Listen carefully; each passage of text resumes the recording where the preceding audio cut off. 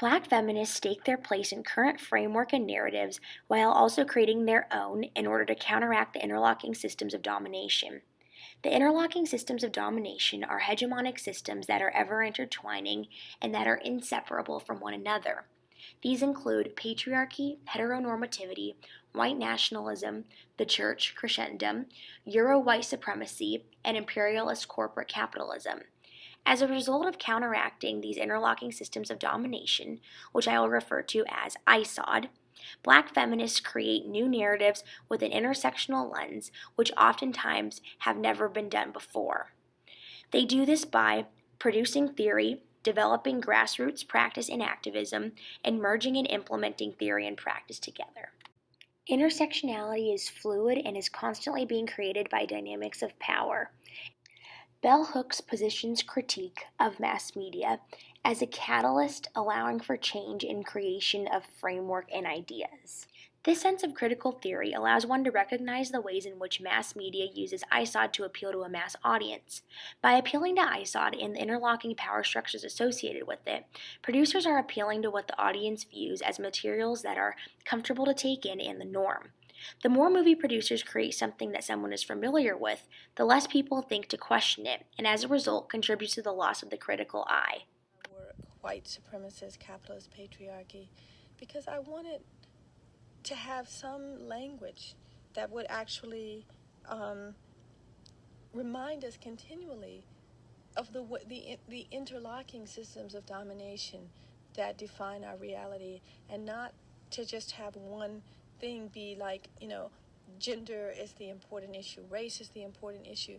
But for me, the use of that particular jargonistic phrase was a sort of shortcut way of saying all of these things actually are functioning simultaneously at all times in our lives. And that if I really want to understand what's happening to me right now at this moment in my life as a Black female of a certain age group, I won't be able to understand it if I'm only looking through the lens of race. I won't be able to understand it if I'm only looking through the lens of gender. Oftentimes, white, liberal, male producers make it seem like there is only one systemic hegemonic aspect at hand in a film, which has the effect of giving the viewer a very categorized and one-sided view in response to the film. In reality, the hegemonic aspect of the film is actually connected to the other hegemonic systems all working under ISOD. By coining the term white supremacist capitalist patriarchy and later adding the term imperialist, Bell Hooks invokes a multitude of aspects of ISOD, which places her critique in a more intersectional framework that accounts for multiple hegemonic systems at once.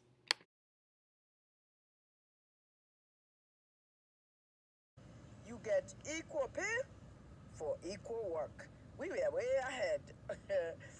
Although we finally succeeded, it looked like, why do I have to fight this fight? I am doing a good job, sometimes a better job. I started then understanding that what I had always believed may not be so. I had always come to believe that the sky was the limit, that I could do anything.